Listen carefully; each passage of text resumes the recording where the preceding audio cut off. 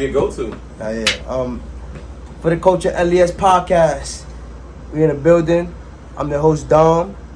Right now, I got two legends, LES legends, in the building. I'm about to interview them. We about to get a whole different scope of what the LES looks like and the different type of tea that we got brewing up in the for the culture. You know what I'm saying? I want to introduce. I got Sam. I got Reg. Let people know a little bit about yourself. Well, there's legends, right? You got 10 plus years in the game. You a legend, 10 plus years. 10 plus, man. I got 10. I think we did 10 years out here. Definitely. 10 years of community work. Contributing to the community and the culture. Word. Creating change. I think that, you know what I'm saying, that's legendary shit. Yeah. Nah, once again, first and foremost, thank you for having us on your platform for the Culture LES. This is a dope platform. I support and advocate for you. Appreciate you having us. Appreciate it, Doc. You know I've been telling you to do this for many, many years, man. I'm glad we finally got it up and running, man. Let's do it. That's a fact. I mean, at first I was a little, like I told you, I had some doubt. I had some self-doubt at first. I'm dealing with some shit and just kind of like trying to get my mind right. This is right before the pandemic hit. I was like thinking of this beautiful just podcast to be able to create a platform for our community to be able to see that we are more than just gun violence, gang violence, you know, robberies at night, things of those sorts that we see on a late night news all the time. You know what I'm saying? I got tired of seeing like this just happened in the LES, and like me knowing I'm from here, we way more than just, you know, whatever they portray on the media. And I feel like for the Culture LES podcast is gonna help give us that platform to show that we are bigger than what the media portrays. And I also want to start off by asking y'all a little bit about your experience being from the LES or just living in the LES. And how did that shape you as a person that you are today? For me, my acronym for LES is Let Everyone Shine. And as soon as my mom allowed me to come outside and join these programs, I just felt that community love and the unity within the community. Everybody was looking out for each other. Even if they didn't know your family per se, they knew you from the neighborhood, they would look out for you. For example, me playing basketball in the summer tournament, if I didn't have $1 on me, a random stranger would ask me, "You thirsty? You want something to drink?" They'll go to the store and bring it to the park, buy you a slice of pizza. It was that kind of love and that kind of unity growing up. On the tournament I'm speaking of is Henry Street Settlement, 12 part, 3 courts, 3 divisions, biddies, midgets, juniors. So basically you're going from elementary to middle school to high school. So you graduate out of that tournament. And sometimes they will give you opportunities as a senior to coach the younger kids, right? And that's kind of like the each one teach one mentality in our community. And that's kind of what was instilled in me, and it never left. Like, I always want to get back. My first coaching experience was probably when I was like 16 years old, and we'd be fans of each other. So the middle school kids would watch the elementary school kids. It was like, that kid is gonna be nice, and vice versa. So everybody was supporting each other and watching each other, and it was just a lot of love in that tournament, a lot of love in that park. To this day, that park is special to me. I still get goosebumps when I go in that park, and I get that feeling of just catching my first dunk, or catching my first oohs and ahs, or getting crossed, or whatever the case may be. You know what I'm saying? Yeah, that's tough. So me growing up in the Lower East Side is me being in Henry Street Settlement, playing in that tournament every summer, and just trying to show out for my friends and family in the neighborhood. Reg? First and foremost, ain't nobody ever crossed me, so I can't relate to that. But as far as living in LES, man, it's been a blessing. Like, these people in this community who don't have no reason to give me an opportunity to get to know them, get to know their kids out of a hole in the wall. I'm a random stranger. So it's a random act, me going to them, yo, can I coach your son or your daughter? Things like that. They open the door and just genuinely love. Once Sam opened the door for me and showed me how to, you know, get to know these kids. And it's not about just coaching basketball and getting them college and moving on. No, like, once I realized that ain't my lane, like, I don't have the time to be in college recruits and all that. So I try to teach kids life. Like, if any kid will tell you, Reggie always kept it real with them. That's all I did. If whatever we do, I'm gonna tell you the pros and cons of a situation, and we're gonna live out, and you gotta deal with it, whatever you choose. Kids know, I tell them, I can't get you to college, I can point you to the coaches. What LES means to me is Lower East Side. Everybody here is great, talented in their own individually way. I just wish they would recognize it, you know, instead of just some of us following the crowd and want to be down with the cool kids instead of just being their own and not worried about it. But at least since I've been here, 10 years, 10, 11 years, I say I've seen amazing, great, amazing things, and I've seen the worst. I've seen kids who had nothing graduate, go to college, and become somebody, and then I've seen kids go from me thinking they got a shot to they fell into the environment. But at least overall, it's a great community. Like, they fight for each other, they ride for each other, they stick out. We feed the homeless. People get up and do things on their free time. For instance, Sam does. I've known Sam all my life, and can't tell you what he do. What's his title? I can't tell you what he do. I just know he does everything. That's what I'm saying. It'd be shit that I don't even think hats. Sam can. I don't even mention to Sam because I know it's not in his lane, but somehow it's in his lane.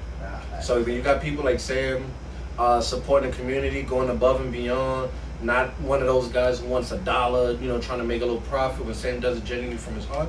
And you got people like that in the community's gonna be alright. Can't save everybody, but as long as you got a guy like Sam and you up and coming, you speak to these kids, your neighborhood, I've seen you try to reach out, So Elliot, as long as Elliot's got positive people like y'all, and myself and a couple others, gonna be alright, man. Every neighborhood got its up and its down. We're gonna be alright though.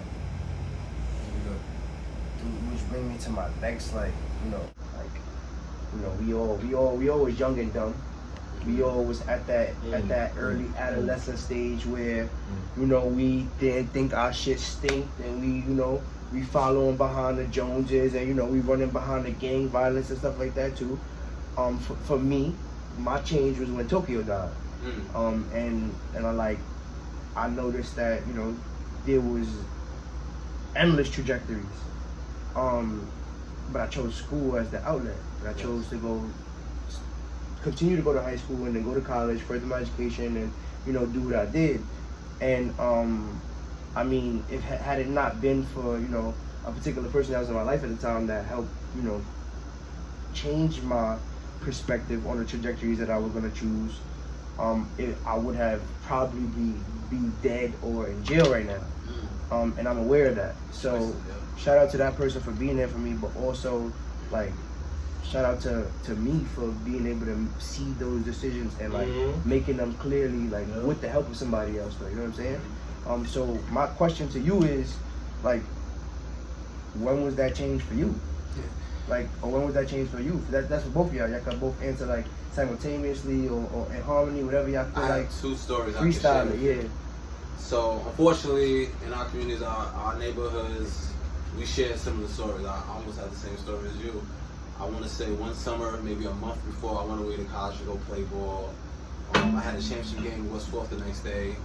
I was hanging out with my boy Jeff. I believe he was 18 or 19 at the time. Typical summer, hanging out on his block, talking, nothing crazy. We went to the pizzeria real quick with his brother, who was visiting from the army. We ran into somebody that, an op, I guess, right? Somebody he had beef with from a house party. They ended up fighting. There was two undercovers in the pizzeria. We think Jeff is winning. He's punching him. The dude is punching him in the stomach, but the dude is really stabbing him in the stomach. Nobody knew he was getting stabbed, and we were probably 3 blocks away. So you know how it is when you hear about a fight. Oh, there's a fight. There's one over there, but we didn't know who was fighting. So we get close and is that Jeff? And then we realize it's Jeff, so we run a little faster, and Jeff just falls and collapses. And I'm probably the only one that walked all the way up on his body because these already pulled out the guns. They already apprehended the person he was fighting, locked him up. It happened real fast. So I see him bleeding out, gasping for air. My man, who I was just with, who told me he was going to come to my championship game. And I could see his eyes rolling back of his head. So I see his life go. So of course, I'm an emotional person, lost it. Cops grabbed me up. I ended up getting arrested. I ended up going to the hospital later on that night. Just like the movies, you see everybody crying in the hallway, white hallway, slow motion. Don't want to believe me. You run in the room, and then your man is gone. And then I had to make a decision right then and there, right? I didn't even tell my mom what happened. That was my first time dealing with somebody my age getting murdered in front of me.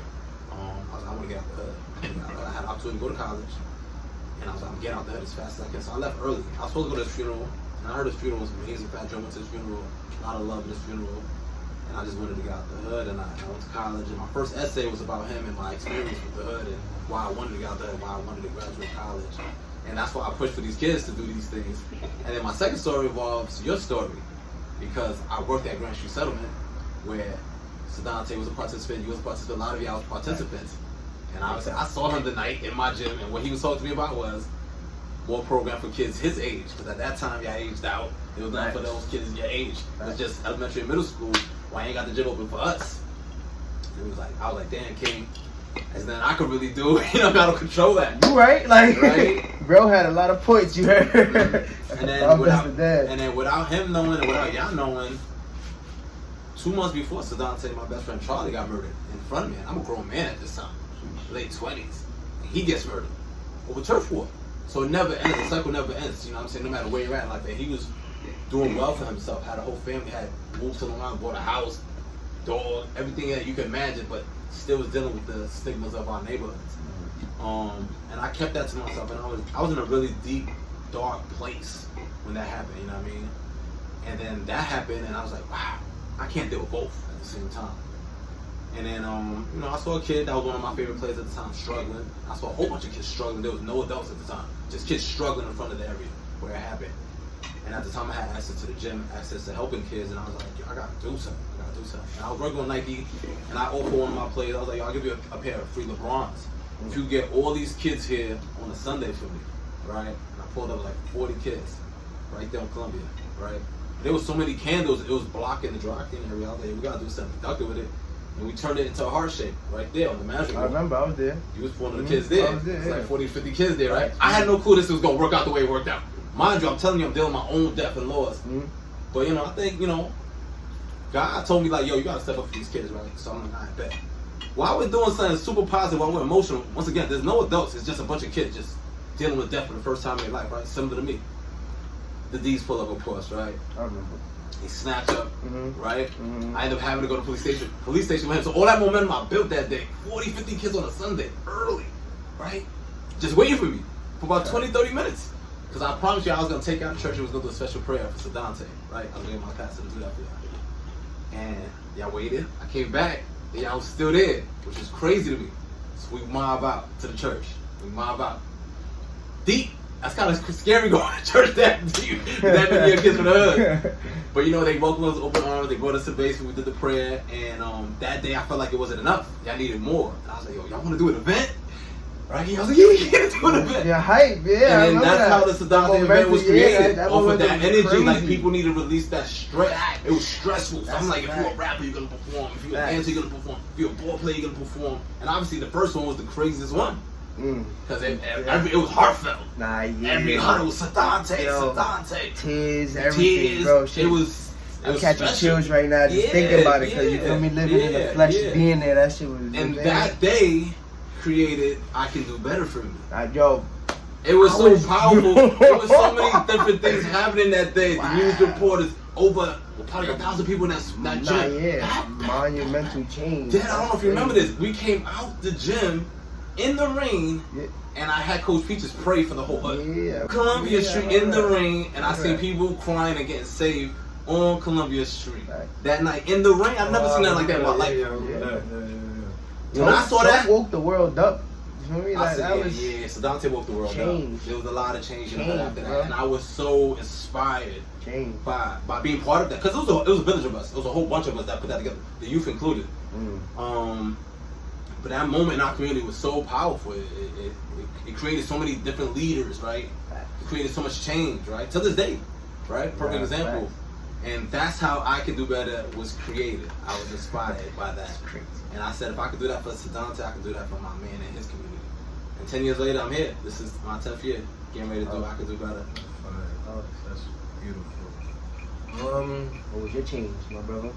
My change wasn't nothing too personal like that. But it was me getting stabbed. A little incident I had.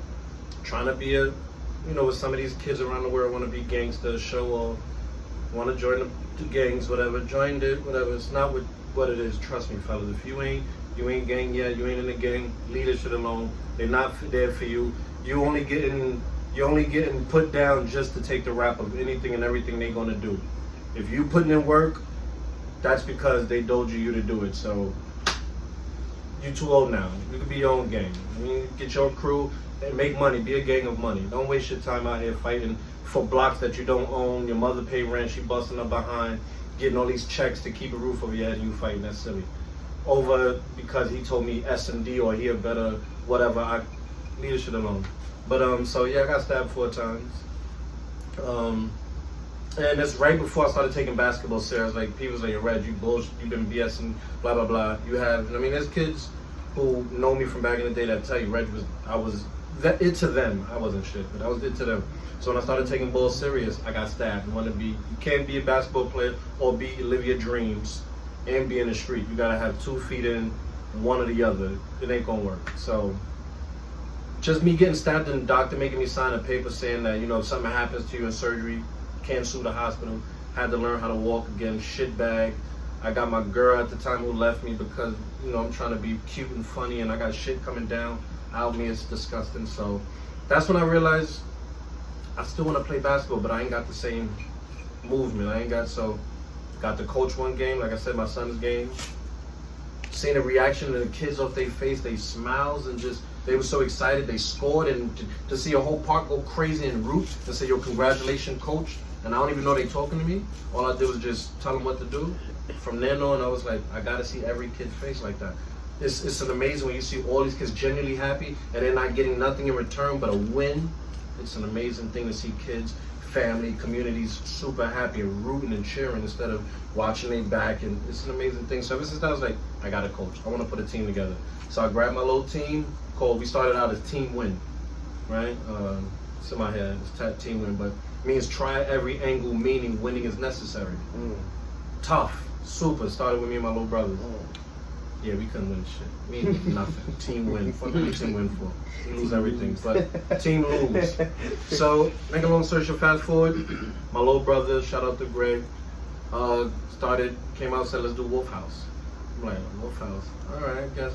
He came over working on living forever, however, only using success and education. Perfect. That's what that's what we're going to do to get these kids. We're going to try and still keep Tim Win, try everything, which means we're not going to give up just because one door's shut. Then, no, you're a hustler, right? Everybody want to be a hustler. Right. Go find another way to get to your dreams. So we got it. 10 years later, Wolf House, we made a thing. It was big. I was up there. At least I feel. When you know you up there when major coaches are hating on you that been doing it for years. They got a name. They want to, you know, saying though, like you they rival, and I'm a nobody. They hate make you appreciate, right? No doubt, you know no doubt. So going from a neighborhood coach and seeing these kids to watching people like Lewis Colruyt in D1, James Booknight in the NBA, Josiah Lewis, Jonathan Cherry, Jalen Sinclair, Elijah England, Jade and Roy. These names go on. These names Jose. These names go on for years. Excuse me if I forgot your names. I love you. You know I do. Shout me a DM. I tell you. I promise I'll share you. But it's all about giving back, you know, share them. They like to be shared. You know, everything is about views and likes now. So I'm going to help you get some views and likes. That's the least I can do. As long as it's positive energy and you're not shooting and killing, I'm going to promote whatever you got going on. So when I, you know, even though I'm leaving Lower East Side, I'm taking Wolf House to North Carolina. Still got love for Lower East Side forever. That's how our bond even happened and got created. So me being at Grand Street at the time and, you know, I was in charge of the rec department, so I was all about. I always had a vision, and I always had a team mentality. So I always wanted to create different leaders. So I had my team with Coach Ashley, Coach Rose, and I was just like I had everybody coach for me at one point. Lloyd, Terrence, Sandy, you name them. Everybody had coach. Every generation was a coach. Because I just kept. And if you see them around, call them coach names. If you knew basketball, if you was nice and you had respect in the hood for your talent, I would make you a coach. That was my thing. And then I saw Reggie in the park one day. You know what I'm saying? He's a real man. Because, you know, Julie and Tyler's family to me. From day one, that's my sons. I'm going to do anything for them to support them. And I'm watching. And I'm watching. I'm like, this dude is real. He's really connecting with these kids. He really loves these kids. He's really opening his doors and his heart and his mind to these kids on and off the court, but mostly off the court. He's a better coach in life than he is on the court. You know what I'm saying? He's trying to get kids D1 in life. You know what I'm saying? I second that. And he wears his heart on his sleeve, and I became a fan, and I wanted to help him, and I opened my doors. I said, yo, take my gym. That's a fact. Take my equipment. What you need? Fan of red, you need toilets? Take this. Right. Take that. Take that. Take that. You know what I'm saying? It's about creating other leaders and new leaders, and he's created other leaders, you know what I'm saying? And I'm still a fan, and that's part of the reason why I'm on this podcast right now. One reason I wanted to do is to my brother going to be beside him, because he been giving me my flowers all these years. And the Lower East Side, before he leaves me to give him his flowers, and see and hear what he's done. Nah, that's You know what I'm saying? And That's it's not on the court. Most of it is off the court. Definitely. Like, you know what I'm saying? Like, he's damn second near that, a like, foster mom. parent to I a can lot of our second youth. You know what I'm Second saying? that. Literally sent money and done numerous things that's not spoken about. You know? He's a wise, old, quick-witted. Shout out to Devin, Adrian, Latique, Corey. Those are my day ones, and Yusuf, and there's so many, all Corey's and Jalen's and Jalen. What's my man name? Don't do me like that. Don't do me like that. Jaden, my man Jaden, Young Dollar. I love you, bro. Yeah, shout out to everybody who started with me from day one. Just because it's 10 years later, I ain't forget you. I love you all. I promise you. But yeah, sure.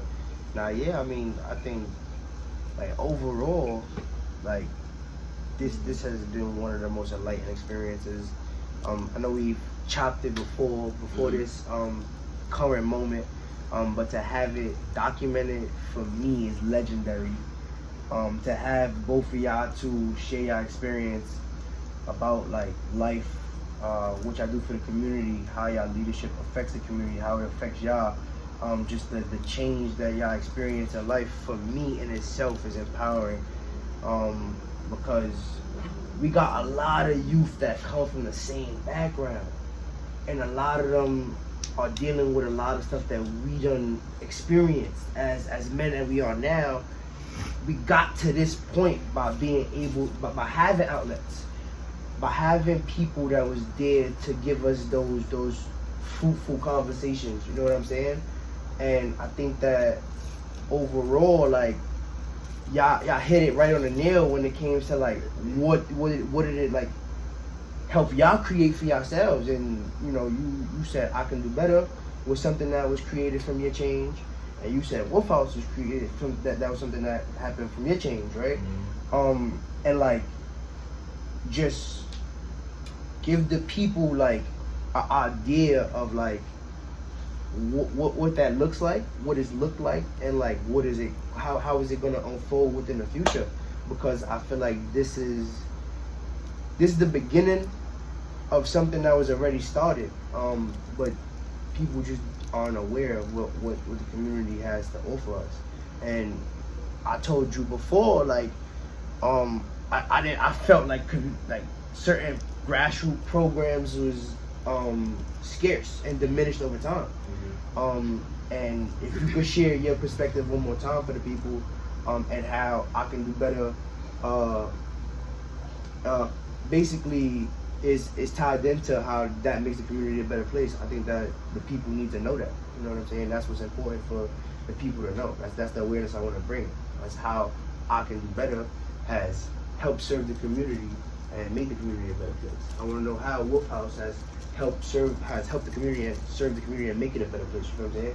What did it do for the community in those moments of hardship?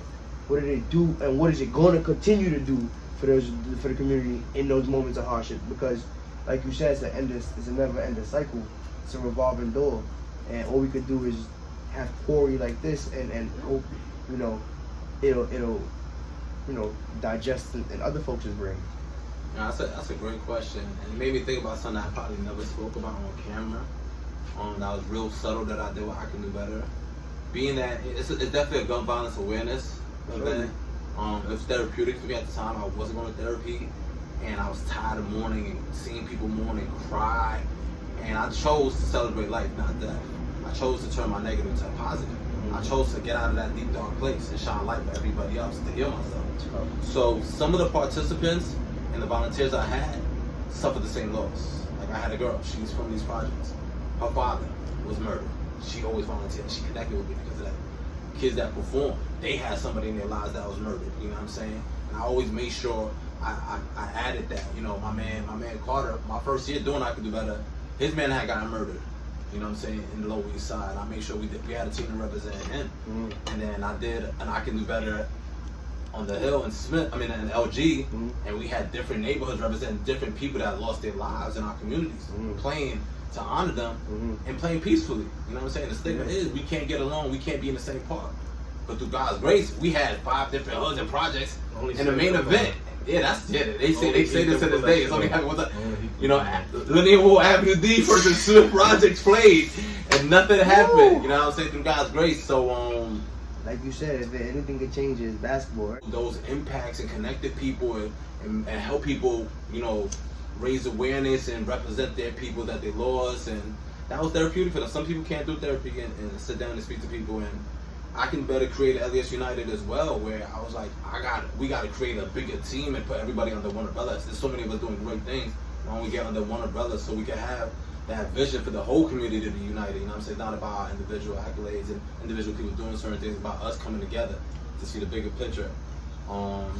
And through that, I learned that it's not just basketball. Even with my events, I would have games, but then I would have dancers perform, singers, etc., etc. I wanted to give everybody a chance to You always shine. got a halftime show. Yeah, always had a halftime show. Few always. halftime shows. And a lot of local performers too. A lot of people had that from the hood. From the hood. Yeah. And that's one thing I love about you. You always manage to keep it within the LES and like let everyone see. Yeah. You feel me? What we do. Yeah. You know I'm big what on that. I'm big on just pushing our talent out there, exposing our talent, letting everybody shine. Really Exactly. letting everybody shine and getting that exposure. And I'm going to continue to do that through all the brands I'm involved with. I can do better. LES United. Tough. Reg, Wolf House. Because I know Wolf House was the house. And I know wolves. The wolves. I know the wolves. I know the wolves. Led the house. You know what I'm saying? They threw my man in the pack. He came out leading the wolves. He came out alpha, you heard? That's right. And shed a little light on Wolf House. Man, put me in the phone. Shed a little light on Wolf House, man. Man, like for one of many reasons, Wolf House being in Sam's events makes kids, just being in one of his events is like all-star weekend for these kids, because they know you getting a prize if you do something. You getting sneakers, you getting jerseys, hats, clothes, jackets. You getting all autographed from big name people. You getting to meet people that you didn't expect that would come to a Sam event. It's ridiculous. If you've never been to a Sam event, that shit is amazing, especially in the summertime. You might see anybody and everybody there. So Wolf House just taking kids from different projects. And LES, like Sam said, nobody would ever think all of them could be together. So when you find an outlet basketball, you like basketball? I'm having a workout. Come to workout on Saturday at 10. You like workout? Coming from Branch. They from different hoods. They'll be there at 10. And just them working together as a team and doing the same drills. Nobody has a bigger headed than the other. Or F you, whatever. It was all peaceful. And I've taken kids to the, when I say I've never taken kids to fancy, no, we've been in the hood. We've been in East New York where they made us, we thought they was gonna run us to the train. We've been in Queens, Jamaica Center, where we took trips. Bro, we took trips damn near in every borough in New York City. New York City know me. They know Wolf House. They know how we give it up. So just for them to be in the hood, for me to keep them grounded, like we're in another neighborhood. Let me see you act. The reason I did that, real quick, I took them out to another neighborhood. I want to see if you tough. You tough in LES. All right, cool. Well, let's go down here. Let's see if you tough. And they held their own. These kids held their own. Didn't back down. Basketball. They just shout out to LES, man. So just Wolf House is just one of those. It's bigger than basketball. Basketball is the thing that we have in goal and we can learn from each other, but you're gonna learn from me in life. I want to teach you life, because don't get me wrong, I'm not the ideal man in the world. I'm not, but I've been through everything somebody can go through, right, on a certain level, and I've overcome it. Like, if the things I've done when I was younger, I should be in a box. I shouldn't even be here. Y'all should not know Reggie. Sam should tell you about a story long time ago that I remember this kid named Reg, my man back in, so if I'm here, if I could just catch these kids right before they cross that line to, oh shit, that's my job. As long as I can make them, all right, let me try one more time. That's tough. That's tough. Yeah, so that's pretty much it, man. I mean, I think overall, like this has been successful. I don't know. I mean, I see I got a bunch of LES apparel on, and I do too, because this is what we do. If we want to just throw a little shout out real quick before we end, just to share the merch on what we got, because obviously in LES we doing more than just podcasts, we doing more than just leadership. You know what I'm saying? I got some established lifestyle on right now. Okay. This is my man Dante. Exclusive. You know what I'm saying? Technical difficulties, please fuck off. You know what I'm saying? So go follow my boy, Established Lifestyle. Reg, what you wearing right now? Shout out to the NFE, man. Not for everybody. Let me get close to the camera so you can see what it say. They can see me. I can't see. They can see it say. Best coach in LES. That's 100%. Shout out to this young girl, man, doing her thing, man. Hit her up on NFE Instagram. Not for everybody, man. Great clothing line. Shout out to Loa. Yes, sir. And Sam? Yeah, I'm big on repping Lower East Side brands. Right now, I'm wearing Simplicity. That's my man Lowe's, Coach Lowe's. This is a young man I used to coach when he was in high school. Yes, sir. I got him his first job at Grand Street. I want to thank Sam and Reg. I want to call you Coach, Ref, Leader. I don't even know what to call you, but I'm going to call you Sam right now. Sam for showing up and just, you know, engaging with me on these lovely topics. Appreciate it you. was an honor to have you on my podcast. Thank you. Reg, I want to appreciate you for constantly motivating me and sticking and just being on my heels about this. It was long overdue, but this is what I needed, and First of many, we're baby. going up from here. You know what I'm saying? So I Absolutely. appreciate you, yo. Today's price is not tomorrow's price. If that's how you say it, no? Yesterday's price. Oh Not shit! today's I price.